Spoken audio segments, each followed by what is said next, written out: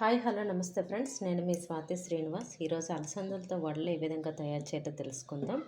ముందుగా అలసందల్ని ఒక 5-6 గంటలు నానబెట్టుకోవాలి. ఈ విధంగా వాటర్లో ఇవి నానాక వీటిలో ఉన్న వాటర్ మొత్తం తీసి ఈ విధంగా వేసుకోవాలి.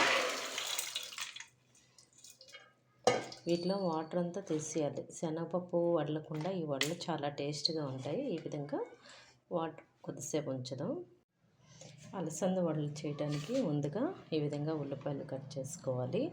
అల్లం, పచ్చిమిర్చి, కొత్తిమీర, కరివేపాకు తురుము, జీలకర్ర ఈ విధంగా అలసందలు మిక్సీలో వేసుకొని ఇందులో మనం అల్లం వెల్లుల్లి వేసేద్దాం. ఇది మిక్సీ పట్టేసేద్దాం. ఫ్రెండ్స్, ఈ విధంగా మనం పేస్ట్ చేసుకోవాలి. మరీ మెత్తగా కాకుండా అలా అని గట్టిగా కాకుండా ఈ విధంగా ఉంటే టేస్ట్ బాగుంటుంది. ఇందులో మనం ఇవి మిక్సీ పెట్టేటప్పుడు ఏం వాటర్ వేయనవసరం లేదు.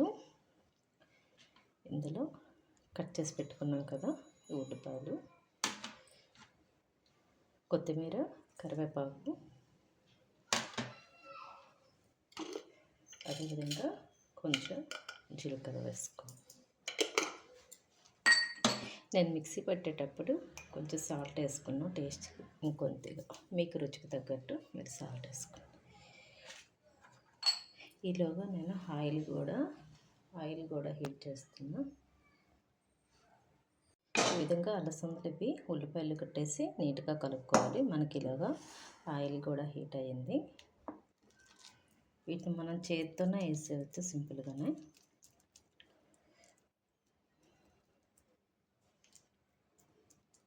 టేస్ట్ అయితే క్రిస్పీగా చాలా టేస్ట్గా ఉంటుంది.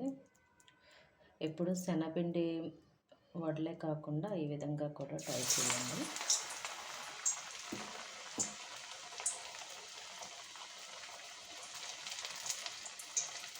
మరి థిక్గా కాకుండా అలాగని మరి ఇదిగా కాకుండా ఈ ఆనియన్స్ చిన్న చిన్న కట్ చేసి వేసుకున్నాం కదా, జీలకర్ర, టేస్ట్ అయితే సూపర్గా ఉంటుంది.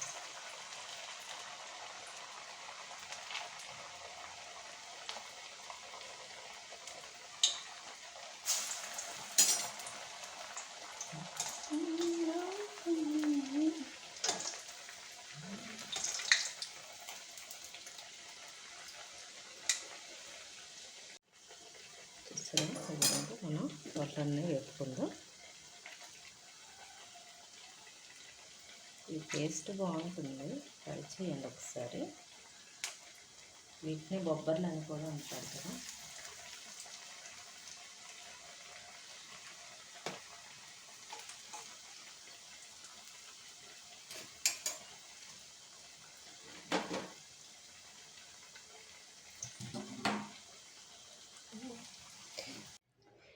టేస్టీ అలసందల వడలు రెడీ ఫ్రెండ్స్. చాలా టేస్ట్ అయితే చాలా బాగున్నాయి. మీరు ఒకసారి ట్రై చేయండి. ఇది ఎలా ఉందో చెప్పండి. Thank you for watching. Thank you friends. Please like, share, subscribe. Thank you for watching. Thank you.